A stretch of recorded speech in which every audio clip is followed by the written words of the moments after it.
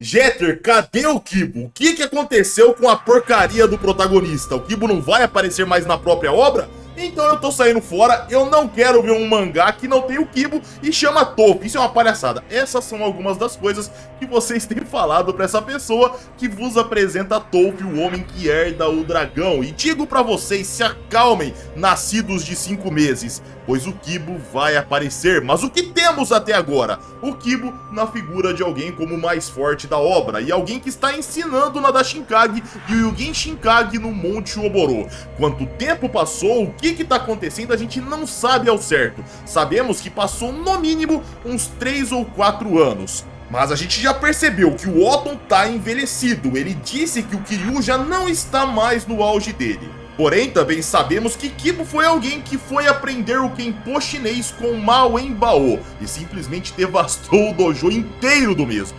Assim, o monge das pernas de ferro veio para o Japão a fim de buscar vingança contra Kibo. O primeiro local que ele decidiu ir foi até Seiko Miyazawa, alguém que ele supostamente respeitava e queria saber o paradeiro de Kishi. Porém, ele encontrou o jovem Ryusei, que ao ouvir aquela história, pediu por um combate contra o mesmo. O vídeo de hoje começa com o Mestre Ma questionando: entendo, então você é filho de Kiryu? Não me admira que seja tão beligerante. Ryusei respondia: ah não, o senhor me entendeu mal, senhor Ma. É por respeito ao senhor que eu quero lutar. Estou repleto de uma ambição pura de dominar as artes marciais, e arriscar minha vida em uma luta real me dará a força para superar meus limites atuais, é só isso. Ma questionava: arriscar a vida? Bem como quiser. Vamos ver se você realmente tem essa determinação toda. Ma lançava seu chute chicote e Ryusei era pego de raspão, mas girava o corpo e virava com um chute voador. Ryusei era acertado na cabeça e pensava: então isso é o Kenpo chinês? Não consigo prever a trajetória dessas combinações irregulares. Lá vem mais um. Ryusei fechava sua guarda e Ma exclamava chutando: Seninpaku Hakiaku. Ryusei era acertado no corpo e ao olhar para baixo ele via a marca do pé no seu corpo. Ele caía de joelhos e nos era mostrado. Otton chegando preocupado e vendo de cima da ponte. Ele chamava pelo seu sobrinho, via que ele não respondia e saltava a ponte abaixo. Ao cair, ele pousava tranquilamente e Ma dizia: Senhor Seiko, é você. Otton se aproximava alertando: Senhor Ma, estou começando a ficar irritado com o senhor. O senhor feriu pessoas importantes para mim. O senhor Sugi é meu amigo e aquele garoto é meu discípulo. O Tenten é um ponto vital tão importante no ser humano que também é chamado de um pequeno cérebro. Então o senhor, mais do que ninguém, deveria saber o que acontece quando esse ponto é atingido por um Seninpaku Hakiaku. Ma dizia: eu não fazia ideia de que aquele verme era seu amigo, senhor Seiko. Sem mencionar que este jovem é filho de Kiryu. Kishi Miyazawa e Kiryu são inimigos declarados da minha escola. Então é lamentável, senhor Seiko, mas neste caso em específico, nossa amizade tem limites.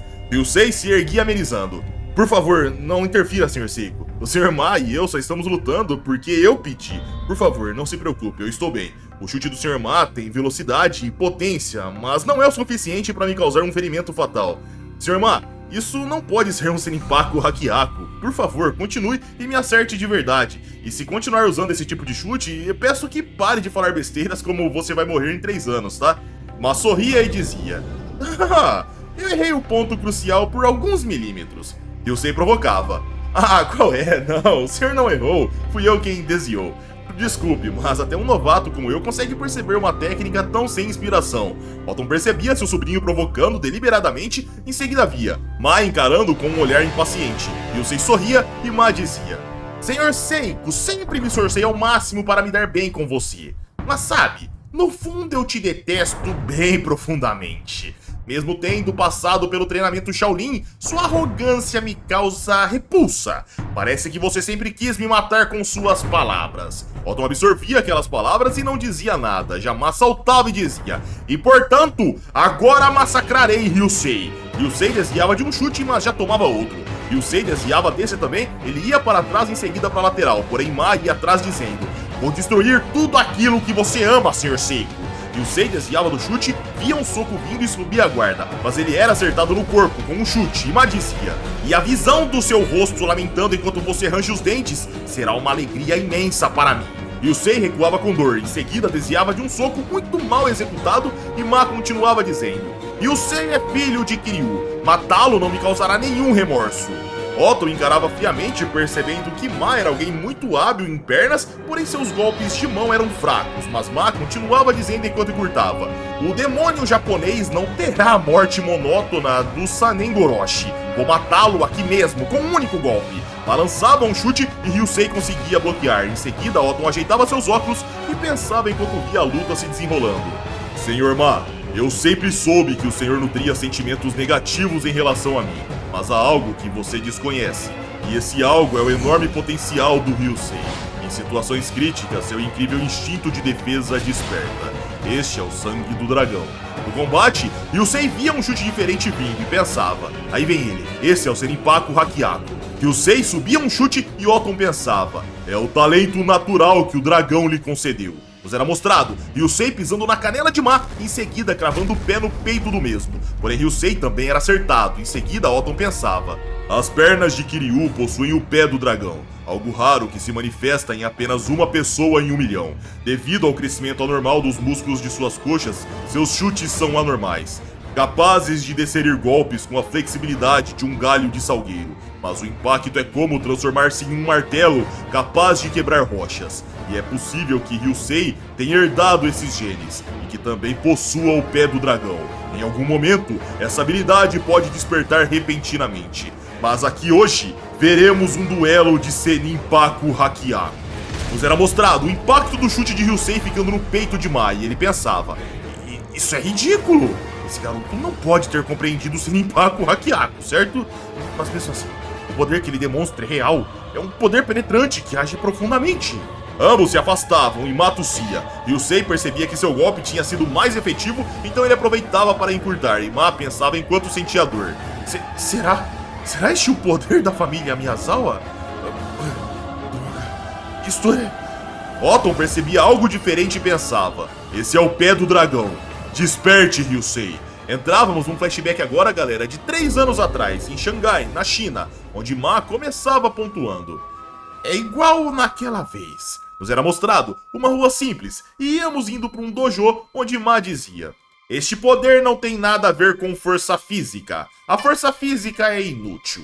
O usuário consegue golpear muito acima da sua categoria de peso graças a essa técnica, devido ao método extremamente eficiente de liberar a potência de seus golpes. Mas repito, seu efeito não tem nada a ver com força bruta. O poder de descarga do Fadin libera sua energia de acordo com as ondas e fluxos do corpo. Não tem absolutamente nada a ver com força muscular.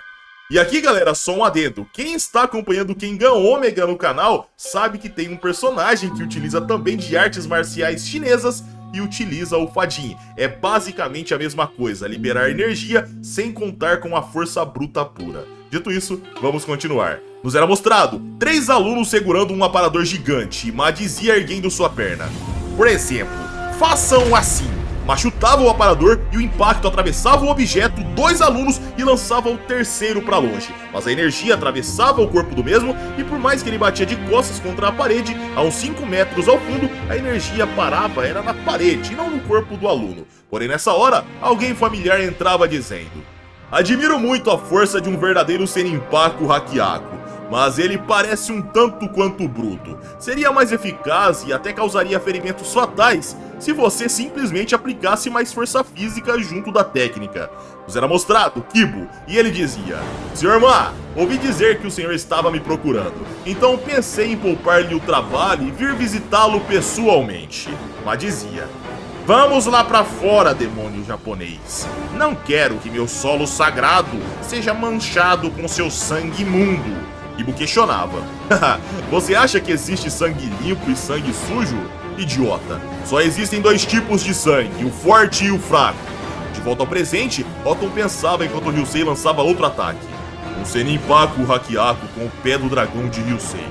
Ma via o chute vindo na direção, só que de repente seu corpo caía. Ryusei ficava confuso, os pássaros saíam voando e Otton pensava: possuir o pé do dragão é a prova de que alguém herdou o sangue de Kiryu, e testemunhar a força de seus chutes apenas confirma esse fato. Nos era mostrado Ma caindo de cara no chão e desmaiando. Confuso, Ryusei questionava: mas eu não atingi ele de novo, e mesmo assim ele caiu? Otton aconselhava: Sr. Ma, Vire de barriga pra cima, rápido. Ryusei questionava. Mas o que é isso? O que diabos aconteceu, Sr. Seiko? Otton dizia abrindo o kimono do mesmo. O estado do Sr. Ma está estranho. Sr. Ma, me desculpe, mas terei que rasgar sua roupa. Nos era mostrado a marca do pé de Ryusei no peito de Ma, mas ao fundo já tinha uma cicatriz de um pé ainda maior, e Otton dizia. Tem mais uma marca abaixo dessa deixada pelo seu ataque, Ryusei. Além disso, esse atingiu o ponto de pressão do Anshu em cheio. Quem poderia ter feito isso? Ma respondia fraco. Foi Kishi Miyazawa.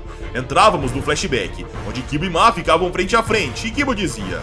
Sr. Ma, não me entenda mal, tá bom? Sim, eu bati nos seus alunos, mas foi só porque eles me atacaram primeiro. Foi por isso que eu acabei com eles. Ma dizia, não tenho a menor intenção de discutir com você.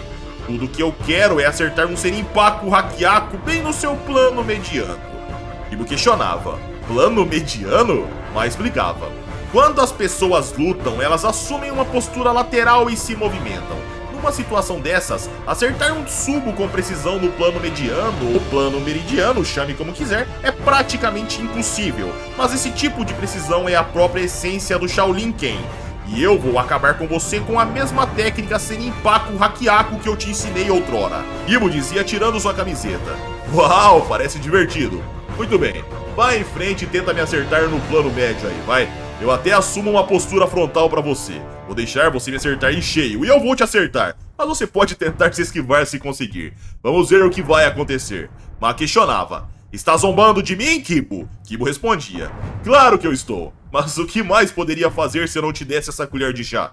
Não há mais nenhuma técnica que vale a pena roubar de você. Ma dizia avançando. Ah, calha a boca e prove o verdadeiro Senpaku Hakiaku. Ambos entravam com chutes na altura do corpo, porém Ma era o único que caía ao ser acertado. E sem tomar dano algum graças à musculatura bem superior, Kibo dizia.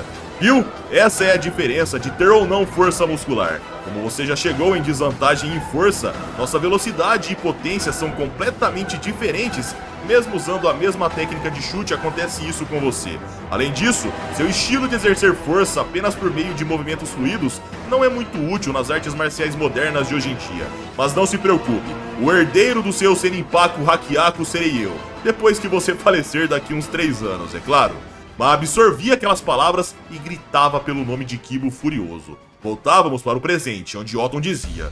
Parece que o Sr. Ma já foi vítima da morte que chegará em 3 anos. Ryusei absorvia aquelas palavras, olhava a marca daquele golpe absurdo e Ma dizia com dificuldades. Eu não tenho muito tempo de vida. Minha hora já está chegando. Por isso queria lutar mais uma vez contra Kishi Miyazawa. Sinto como se uma grande conquista tivesse sido arrancada de mim. E Kishi Miyazawa me irrita profundamente. E dessa forma, senhores, com o Kibo limpando o chão com a galera desse mangá até agora, o vídeo vai chegando ao fim. Galera, olhem o nível do Kibo, tá? Está simplesmente absurdo. Então esperem pacientemente, pois vocês verão muito mais do Kibo que vocês tanto esperam pra ver. Então aguardem pacientemente, pois a hora vai chegar. Mas, como eu disse anteriormente, o Ryusei é o protagonista desse mangá, mas o Kibo será um personagem ativo na obra. Não se preocupem, na parte 4 da obra, que vem depois dessa, o Kibo voltará a ser o protagonista completo, alguém que vai continuar mostrando o tempo todo. Mas nessa aqui, o Ryusei divide tela com ele, e é muito importante isso, tá galera? Vale ressaltar, o Ryusei como protagonista dessa obra, na minha opinião, é um baita acerto, pois esse personagem evolui de um jeito único, ele vai explorar caminhos de uma forma diferente do Kibo e acontecerá coisas únicas nessa obra, então aguardem pacientemente. Se vocês curtiram o vídeo, like para ajudar o canal, se inscrevam se não forem inscritos e caso queiram vídeos exclusivos, vocês já sabem, é só virar membro do canal, como eu comentei do Fadin que apareceu em Kengan Omega, que com certeza se inspirou nisso aqui que a gente teve em Toph.